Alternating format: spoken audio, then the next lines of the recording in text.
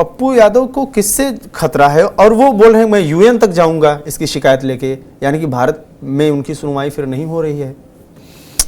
देखिए, पप्पू यादव बहुत तरह की बात बोलते हैं, ये सच बात है, लेकिन पप्पू यादव की भूमिका नीट छात्रा वाले मामले में काफ़ी आक्रामक रही, ये सच बात है। पप्पू यादव की गिरफ्तारी 31 साल पुराने एक केस में हुई थी और उसमें गिरफ्तारी क्यों हुई उस पर बहुत सारे सवाल भी उठे कि आखिरकार पुलिस का इंटेंशन क्या था, पुलिस क्या उनका मुंह बंद करना चाहती थी। लेकिन पप्पू यादव जब गिरफ्तार हुए तो उनके समर्थकों से पुलिस की भिड़ंत हुई, पप्पू यादव गिरफ्तार हो गए। रात में वो आपको मालूम है कि उनको हॉस्पिटल में रखा गया और ये जब प्रयास किया गया तो पप्पू यादव का ये आरोप है कि उनको गलत तरह का इंजेक्शन दिया गया और उस इंजेक्शन के जरिए उनको मारने की कोशिश हुई। अब ये बेहद ही गंभीर आरोप है कि एक सांसद अगर इस तरह की का आरोप लगा रहा है तो उस आरोप को हम हल्के में भी तो नहीं ले सकते, इसकी जांच तो होनी चाहिए। और जहां तक सवाल है दूसरी बात कि उनको जब जेल में रखा गया तो सांप का डर था, वहां पर सांप छोड़ दिया गया था, ये भी एक बड़ी हैरान करने वाली है। अजीब अजीब तरह के आरोप पप्पू यादव के द्वारा लगाए जा रहे हैं। अब इस आरोप की सच्चाई क्या है ये तो बेहतर कोई जांच एजेंसी ही बता सकती है, लेकिन एक सांसद द्वारा इस तरह का आरोप लगाना कि मुझे मारने का प्रयास किया गया है, मुझे ये लोग मार देना चाहते हैं, मेरा मुंह बंद करा देना चाहते हैं, ये तमाम तरह की बात पप्पू यादव कहते रहे। अब जरा देखिए इसके बैकग्राउंड में क्या है, इसको भी समझना बहुत जरूरी है। आपको याद होगा ये जो एसपी पटना है वो पूर्णिया के एसपी हुआ करते थे, आपको याद होगा।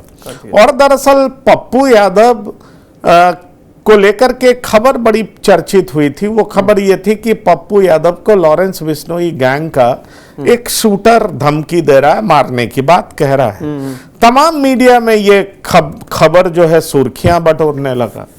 अब आप देखिए ये खबर सुर्खियां तो बटोरने लगा, ये सारी बात सच्चाई है, उसके बाद हुआ क्या ये समझना हमारे लिए बहुत जरूरी है। दरअसल जो वर्तमान समय में एसपी हैं पटना, उन्होंने क्या किया, कार्तिकेय शर्मा, उन्होंने इसको इन्वेस्टिगेट करना शुरू किया, इनकी सिक्योरिटी बढ़ा दी गई और जब इन्होंने इन्वेस्टिगेट किया तो जो धमकी देने वाला था वो पता चला कि इनके एक खास सहयोगी द्वारा उसको ये काम करने को कहा गया था। और बात ये हुई कि पप्पू यादव एक अलग किस्म का वीवीआईपी तरह का सुरक्षा चाहते हैं और वो इनकी जो पुरानी पार्टी रही है उससे कनेक्शन उसका। और उसके बाद इस तरह की बात सामने आ गई। पुलिस ने जब ये बात सामने रख दी, पप्पू यादव की बड़ी बेइज्जती हुई, किरकिरी हुई और उसके बाद ये कहा जाने लगा कि पप्पू यादव और उनमें ठन गई है। अब चूंकि वो पटना आ गए, पटना नीट छात्रा रेप कांड हो गया, ये भी पुलिस का जो इन्वेस्टिगेशन का तौर तरीका था उस पर बहुत तरह के सवाल उठे। वो गैर पेशेवर था रहा है, इस बात से कौन इनकार कर सकता है। बहुत तरह के सवालों का जवाब नहीं मिल पाया और बहुत तरह की उंगलियां उठने लगी पुलिस पर। लेकिन एक जो थ्योरी है वो ये है कि पप्पू यादव को सही मौका मिल गया पुलिस को टारगेट करने का, ये बात भी कही जा रही है। अब सवाल ये है कि ऐसा कह करके पप्पू यादव का जो कॉज है उसको वो लोग छोटा कर रहे हैं। पप्पू यादव जिस चीज के लिए संघर्ष करते दिखे उस पर एक तरीके से उसको डिमीन करने का प्रयास है या पप्पू यादव के मुंह बंद करने का प्रयास। इस बात को समझिए, पप्पू यादव सबसे ज्यादा एग्रेसिव थे, खुल करके कल्प्रिट कौन है उसका नाम ले रहे थे। भाई 2 लोगों के सुपुत्र हैं वो पप्पू यादव बता रहे थे।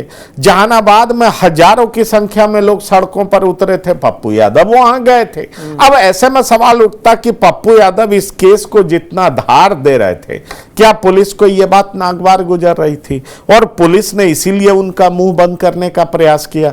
ये तमाम सारी बातें हैं, लेकिन इस सब के बावजूद अगर पप्पू यादव ये कहते हैं कि उनके मुंह को बंद करने का प्रयास किया गया, उनके हत्या का प्रयास हुआ, जेल में सांप से कटवाने का प्रयास हुआ, उन्हें गलत इंजेक्शन देने का प्रयास हुआ, ये सारे आरोप इतने जबरदस्त है, और वो भी एक कोई एरू गैरू नथु खैरू के द्वारा बोला हुआ बात नहीं है।